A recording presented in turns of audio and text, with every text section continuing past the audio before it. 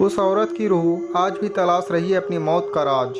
आखिर ऐसा क्या हुआ था उस औरत के साथ। वह अमेरिका की पहली ऐसी औरत थी जिसकी मौत टाइफाइड की वजह से हुई थी, लेकिन वहाँ के लोगों को लगता है कि वह मरी नहीं बल्कि आज भी रूह बनकर उसी अस्पताल में भटकती है जहाँ कभी उसकी मौत हुई थी। यही वजह है कि उसकी मौत के बाद भी लोग उसे पहचानते हैं और अमेरिका की रहने वाली मेरी मेलेन को लोग टाइफाइड मेरी के नाम से बेहतर जानते हैं। मेरी को टाइफाइड से ग्रसित होने के बाद एक आइसलैंड पर बना अस्पताल में भेज दिया गया था जहां उसकी मृत्यु हो गई। आइसलैंड पर आने वाले लोगों का कहना है कि यह स्थान श्रापित है। उन्हें यहां से लोगों के चीखने और दर्द से चिल्लाने की आवाजें आती है, लेकिन इस स्थान पर एक परिंदा तक पर मारने की हिम्मत नहीं करता। इस टाइफाइड जैसी घातक बीमारी को 1906 में पहचान मिलने लगी थी और वर्ष 1907 में जब स्थानीय स्वास्थ्य कर्मचारी अपने रूटीन शेड्यूल के तहत घर घर जाकर लोगों के स्वास्थ्य की जांच करने गए तो उन्होंने मेरी को पहली नज़र में तो फिट ही पाया, लेकिन किसी को यह समझ नहीं आया कि मेरी के शरीर में टाइफाइड घर कर चुका है और जबकि टाइफाइड संक्रमण से फैलने वाली बीमारी है।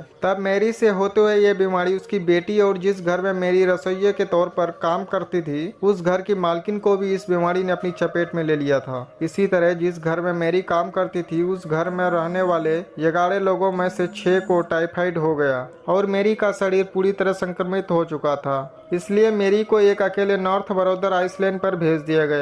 वहां उसे एक ऐसे अस्पताल में रखा गया जहां किसी भी तरह की कोई सुविधा उपलब्ध नहीं थी और अकेलेपन और असुविधाओं के अभाव में तरस तरस कर मेरी ने दम तोड़ दिया। आप यकीन नहीं करेंगे, लेकिन मेरी की वजह से और 51 लोग भी टाइफाइड की चपेट में आ गए थे।